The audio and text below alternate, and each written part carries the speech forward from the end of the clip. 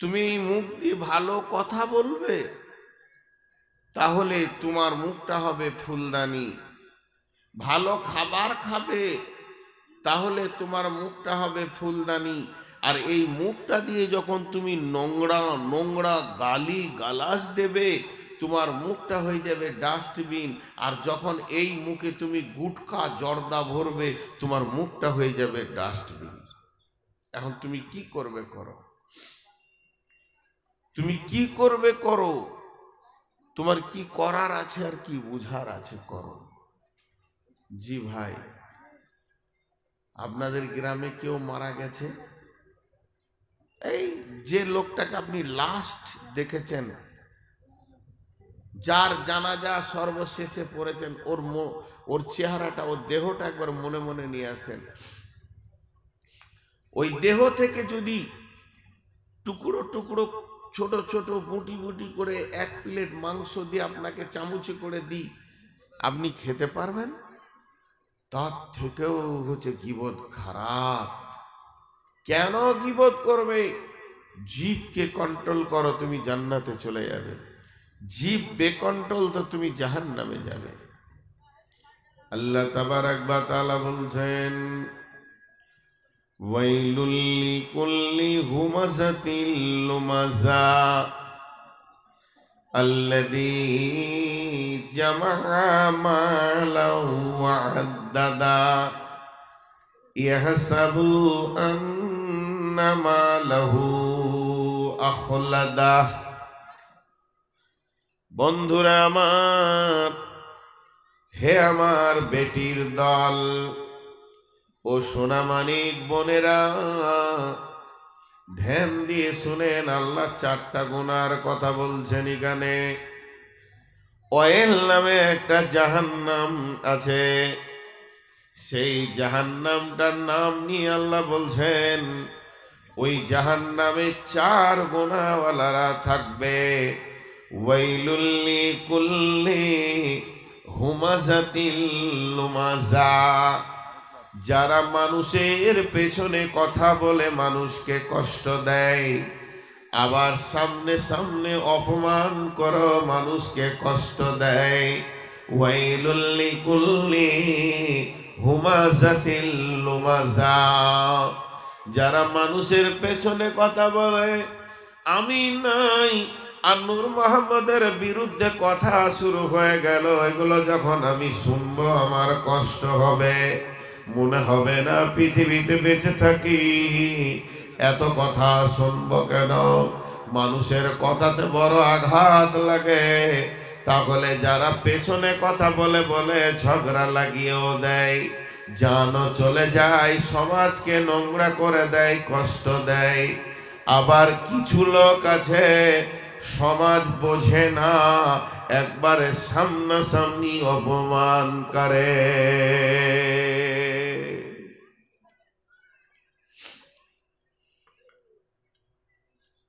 উদাহরণ দেওয়ার জন্য বলছি, আমার গ্রামের কোন লোক আপনাদের গ্রাম এসছে, দিয়ে কাগজটা পড়ে দেখছে নূর মোহাম্মদ এখানে আছে রে, জোহরের নামাজ পড়ে বলছে, নূর মোহাম্মদকে কেন বক্তা লিয়েছে যে? বলে কেন? ও তো পাকা মাতাল, ও তো সুদ খায়। বলছে তুমি ঠিকই বলছো? হ্যাঁ, আমার নাম্বারটা লিখেলেন, ওর বাড়ির পাশে আমার বাড়ি। ও যেদিন জালসায় আসবে, খালি আপনি বলবেন যে ও খায় না বলেছে, ফোনটা ধরিয়ে দেবেন।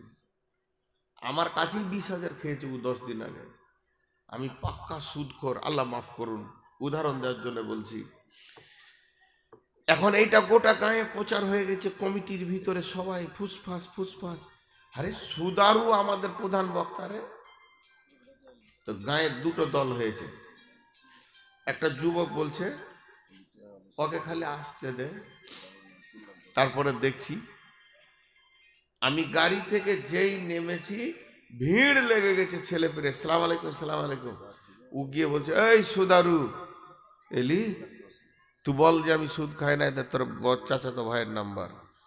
সামনে সামনে, কিন্তু আমি সুদ খাই, সত্যি খাই। তো আমি সামনে সামনে অপমান হয়ে গেলাম।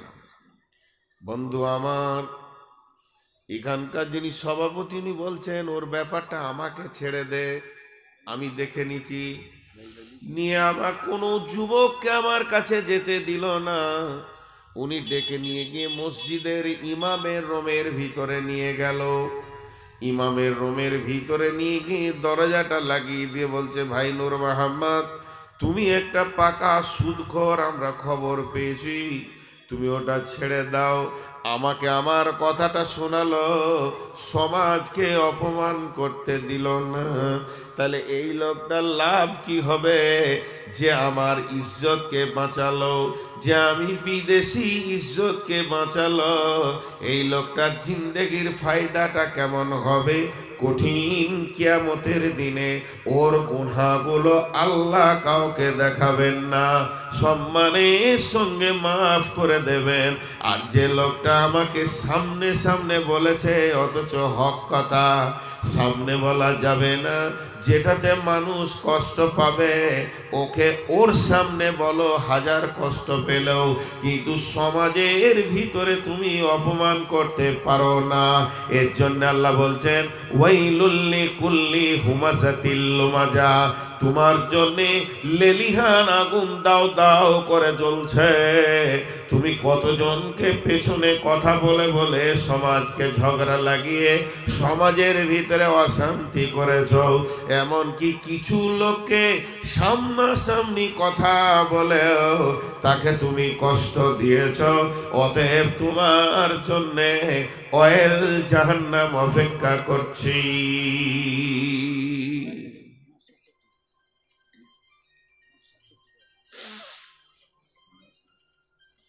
কার মোবাইলে এত রাতে ডাকছে কে? বন্ধু বান্ধব এবার জিলেপি খেতে ডাকছে, যাও। এখন মজার কথা একটা বলছি, একটু ধ্যান দেন। একটা অপমান করলো আমাকে সবারই সামনে, আর একজন আমার গুনাহকে ঢেকে নিল। আমি টু দি পয়েন্ট কথা বলছি। তা আল্লাহ ওর গুনাহকে ঢেকে নেবেন আর একে অপমান করবে না। তাহলে সামনে আর পেছনে কথা বলে যারা মানুষকে কষ্ট দেয়, তাদের জন্যে অয়েল জাহান্নাম আছে। এই তোরা হরেন বাজাচ্ছিস কেন রে? দেখতে পেয়েছিস না যেখানে জালসা চলছে? নেমে পাড়া, নেমে পাড়া, পিক পিক পিক পিক করে বাজাতে রয়েছিস। হায়া শরম লজ্জা সব কোন দিকে চলে গেছে তোদের? তো দুই ধরনের, পেছনেও মানুষকে কষ্ট দেওয়া হয়। তবে তার কথাটা বললাম, বাবা তুমি হরিশ্চন্দ্রপুরে যাও, মালগুলো নিয়ে এসো। এই যে প্রয়োজনীয় কথা, বিবি স্বামীকে বলছেন আজকে কি তরকারি বানাবো, বলো কোনটা তোমাকে রুচ লাগছে। এগুলো প্রয়োজনীয় কথা। যদি কেউ প্রয়োজনীয় কথা বলে, সেও শব্দে শব্দে শব্দে নেকি পাবে। প্রয়োজনীয় কথা না বললে মানুষ চলতে পারবে না। আর থাকলো অপ্রয়োজনীয় কথা, চায়ের দোকানে বসে গেছে, আড্ডা জায়গায় বসে গেছে, van van van van van van van van van van van van machine চালা হচ্ছে। তুরস্ক, আমেরিকা, নিউজিল্যান্ড, হল্যান্ড, ফিলিপাইনের গল্প চালাচ্ছে, কিছুই জানে না, আর মিথ্যা সত্য মিলিয়ে চালিয়ে যেছে। এটা ওর কোনো প্রয়োজন ছিল না। অপ্রয়োজনীয় কথাতে গুনাহ আছে। আর আপনার কিনা খারাপ কথাতে গুনাহ আছে, প্রয়োজনীয় কথাতে নেকি আছে, ভালো কথায় নেকি আছে। এর জন্য আমার আল্লাহ বলছেন, মা ইয়ালফিদু মিন কাওলিন ইল্লা লাদাইহি রাকিবুন আতীদ। তোমার জবান দিয়ে এমন একটা শব্দ বেরোচ্ছে না যে শব্দটা আমার সংরক্ষণকারী সংরক্ষণ করছে না। বলেন সাহাবা রাদিয়াল্লাহু আজমাইনরা কি করতেন জানেন? সারা রাত ঘোরাফেরা হয়ে গেল, এবার ও বিছানায় বসেছে, শুবে শুবে।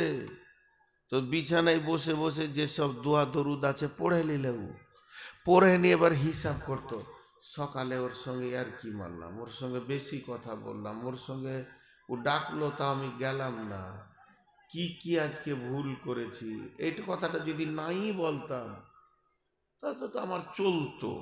ওই কথাটা বলতে যে দুটা কথা বেশি হয়ে গেল, আমার লিখনেওয়ালা দুটা পাতা বেশি লিখে নিলে, তো আমার ওটা কি বলা দরকার ছিল, এই ঘুমাবার আগে কান্ত, হে আল্লাহ তুমি মাফ করো, তুমি দয়া করো, আমি ভুল করে আজকে বেশি কথা বলে দিয়েছি, আগামীকাল সকাল থেকে উঠে প্রয়োজনের বাইরে একটাও কথা বলবো না।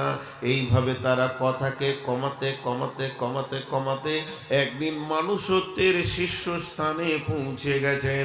অতএব বন্ধুরে, অতিরিক্ত কথা বলা যাবে না।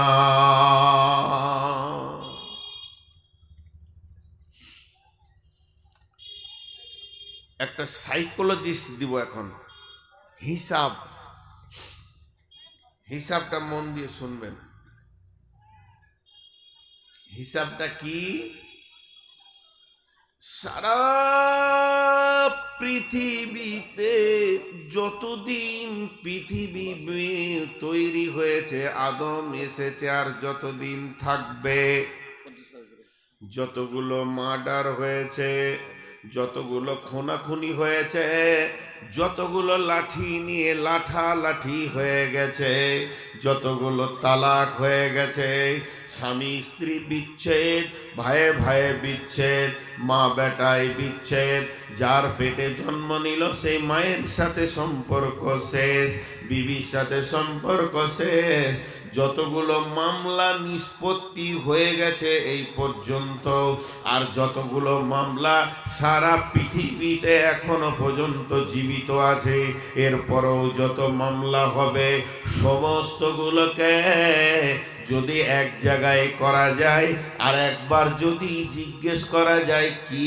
কারণে হলো, কারণটা যদি পিছাতে পিছাতে পিছাতে পিছাতে 1 নম্বরে যাওয়া হয়, নাম্বার 10 কারণ, নম্বর 9 কারণ, নম্বর 8 কারণ, নম্বর 7 কারণ, নম্বর 6 কারণ, নম্বর 5 কারণ, নম্বর 4 কারণ, নম্বর 3 কারণ, নম্বর 2 কারণ, নম্বর 1 কারণ, তো দেখা যাবে মার্ডারটা হয়েছে 10 নম্বরের কারণে, কিন্তু প্রথম ঝগড়া শুরু হয়েছে জীব নিয়ে, ওর কথা ওকে লাগিয়েছে, ওর কথা এর কাছে গেছে, যত স্বামী স্ত্রী তালাক আজ পর্যন্ত হয়ে গেছে ওটা একমাত্র জীবই করতে পেরেছে, আর কেউ পারবে না। ভাইয়ে ভাইয়ে বিচ্ছেদ, তার মানে বউ স্বামী স্ত্রীকে কথা ফুসফুস করে লাগিয়ে দিয়ে ভাইয়ে ভাইয়ে বিচ্ছেদ ঘটেছে, তার মানে জবানের মতো কঠিন ধারালো অস্ত্র পৃথিবীর বুকে আর নাই।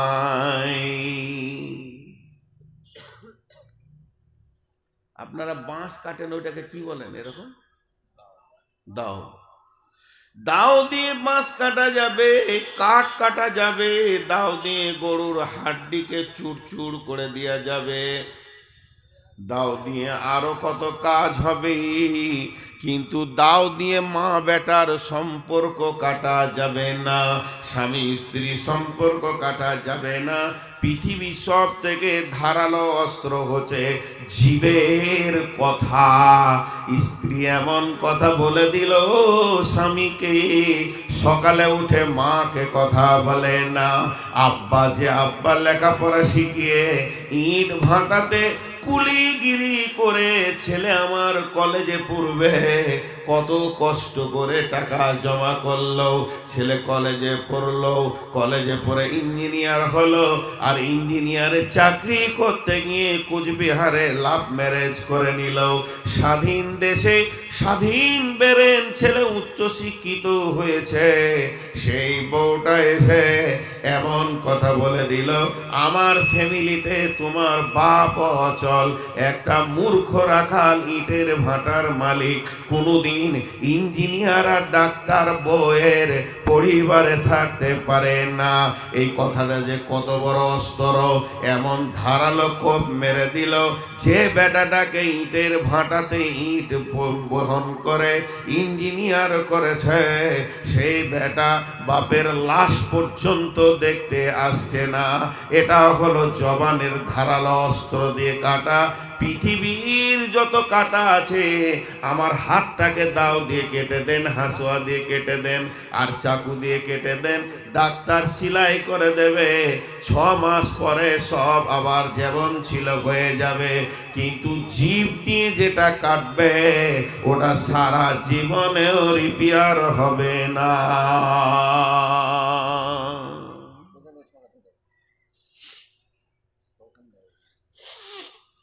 দাও দিয়ে কাটে চামড়াকে, আর জীব দিয়ে কাটে দিলকে। দিল প্রেম কেটে যায়।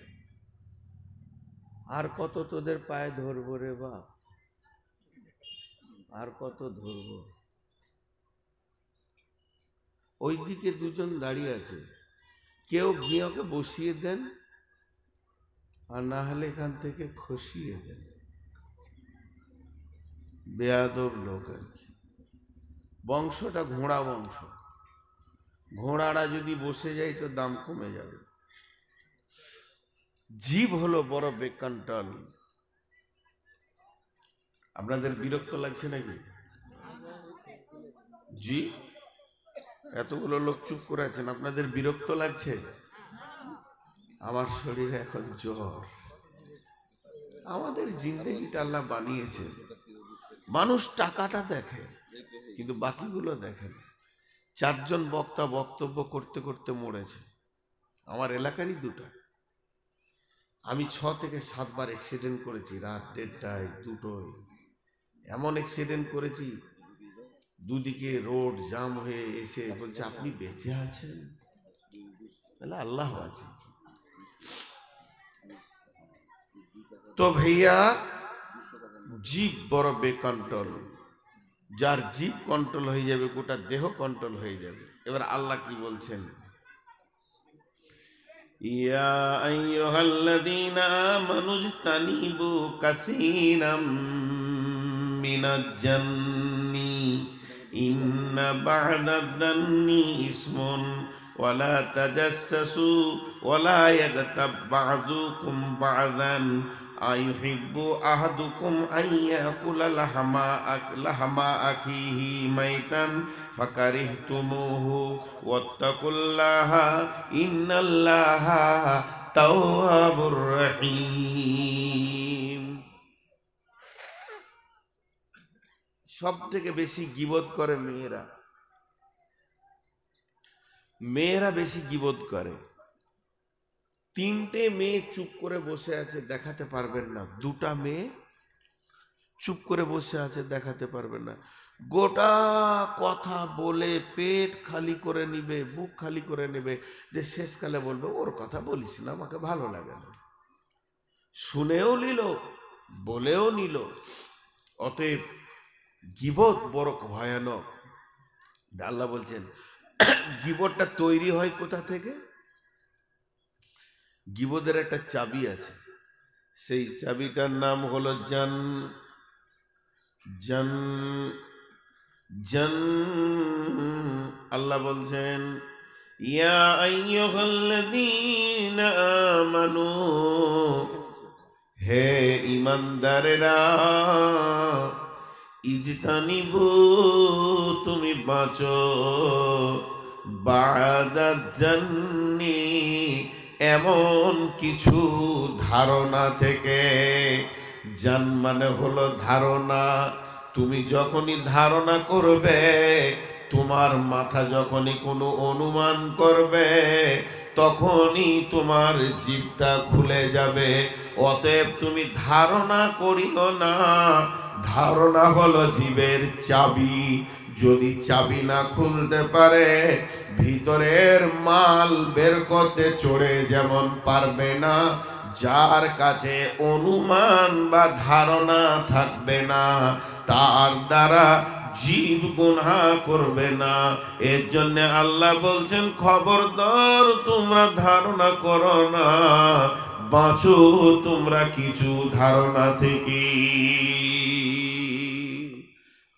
ধারণা কেমন? এখন জালসা শেষ হবে ধরেন 12:30, 12:30 শেষ হলো, সবাই আমরা উঠতে শুরু করে দিলাম। রাস্তায় যেতে যেতে এখান থেকে কারো বাড়ি 10 কিলোমিটার, সাইকেল লে কি বাইক লে যেছে, এমন সময় দেখছে একটা যুবতী মেয়ে আর এক যুবকের বাইকের পেছনে ও যাচ্ছে। ও ধারণা কি করলো? ও তখন ওর বন্ধুকে বলছে, দেখছিস রে এত রাতে জোয়ান জোয়ান ছেলে মেয়ে, যুগ জামানা খারাপ। ধারণা করলো কি করলো না? আরে হ্যাঁ না বলেন? ধারণা করলো, খারাপ ধারণা করলো। কিন্তু আসলে ঘটনাটা কি? আসলে ঘটনা হলো ওরা ভাই বোন। বোনটার রাত 1:30টায় হঠাৎ পেটে যন্ত্রণা, অত্যন্ত যন্ত্রণাতে কাঁদছে। ভাই বলে ওর তোকে হরিশ্চন্দ্রপুর নিয়ে যাব।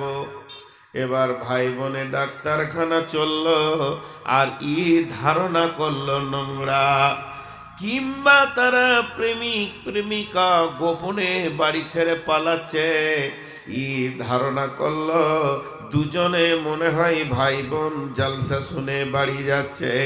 এ ধারণাটাও তোমার মিথ্যা, আগের ধারণাটাও মিথ্যা। আল্লাহ বলছে কোনো ব্যাপারে তুমি ধারণা করিও না। যখন তুমি ধারণা করবে তখনই তোমার জিভ খুলে যাবে, আর তোমার জিভ কথা বলবে। এমন কিছু ধারণা আছে তোমাকে কাবিরা গুনার ময়দানে ডুবিয়ে দেবে।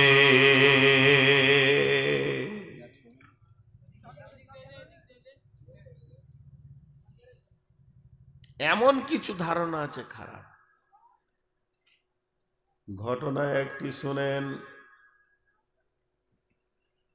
বিশ্বনবী ইতিকাফ নিয়েছেন মসজিদে, আর ইতিকাফ গুলো হয় চাঁদের মাসের শেষ দিকে। বিশ্বনবীর সঙ্গে বেগম সাফিয়া দেখা করতে এসেছেন মসজিদে, বিশ্বনবীর বিবি। বিশ্বনবী তার বিবির সঙ্গে মসজিদে বসে বসে এসার পর অনেক আলাপ আলোচনা করলেন। এবার মহিলা মানুষ, তিনি বলছেন, ইয়া রাসূলুল্লাহ, ইয়া হাবিবাল্লাহ, আপনি আমাকে একটু আগিয়ে দেন।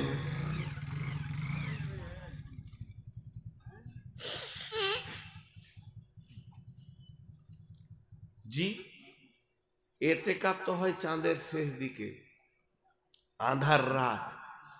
আর রাসূলুল্লাহ সাল্লাল্লাহু আলাইহি ওয়াসাল্লাম বিবির সঙ্গে কথা বলতে বলতে একটু রাত বেশি হয়ে গেছে।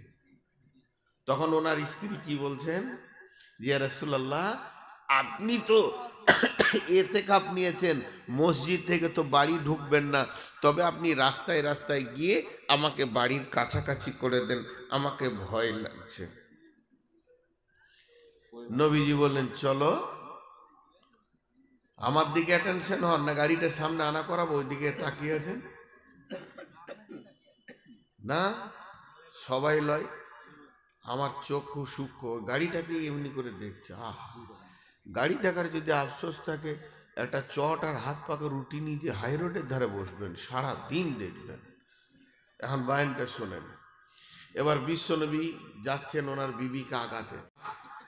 রাত, রাত মানে আঁধার, রাত মানে তো এটা মসজিদ, ওই জামে মসজিদের অতটা যাবে কি, আর একটু যাবে। এদিকে রসুল চললেন বিবিকে নিয়ে, আর ওই দিক থেকে দুই বন্ধু সাহাবী গল্প করতে করতে আসছে।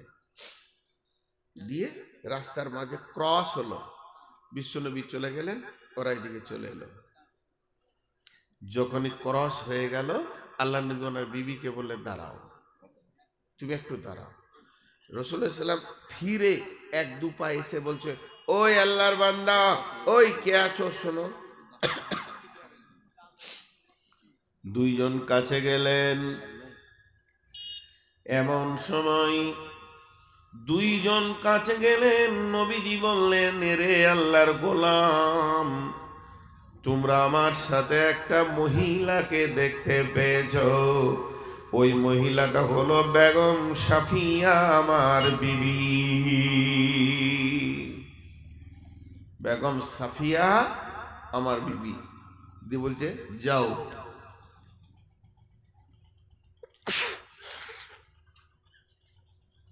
যাও, এটা বলি বলছে যাও। ওরা দুজন কি বলছেন, ইয়া রাসূলুল্লাহ, ইয়া হাবিবাল্লাহ,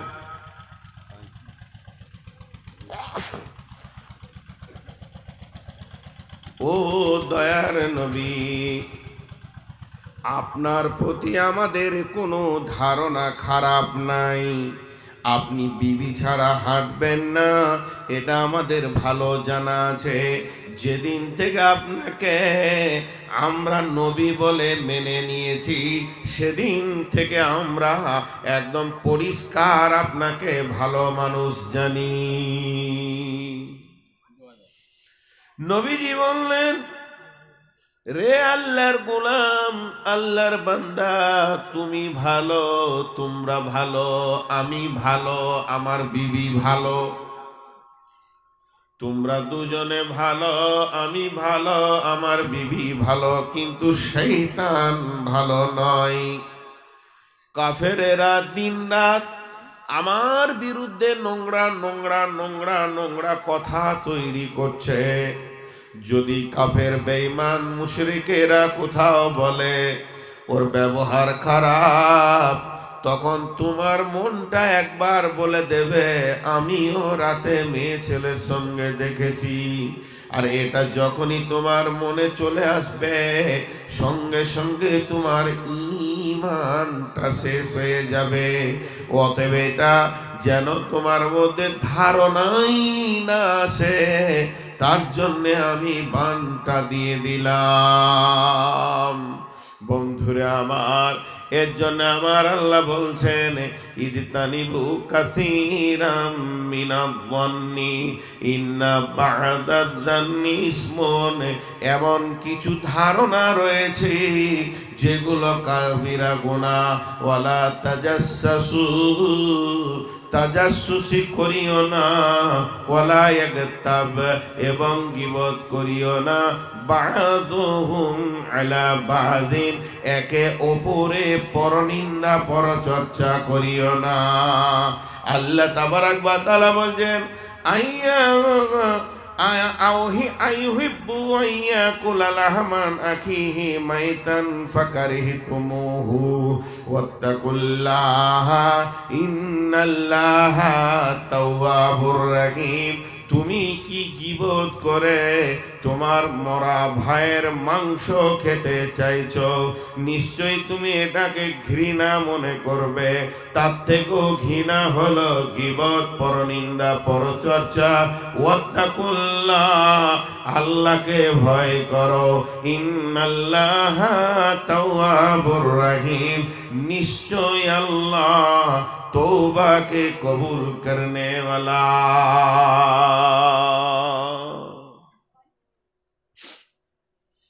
কেন পরের কথা বলবে তুমি? পরের কথা বলা কি দরকার আছে? গীবত করছো। একজন বলছে মুখটা, এটা দুটো জিনিস, হয় ফুলদানি না হয় ডাস্টবিন। হয় ফুলদানি না হয় ডাস্টবিন। ফুলদানি হলে ফুল থাকবে, ডাস্টবিন হলে নোংরা জিনিস থাকবে।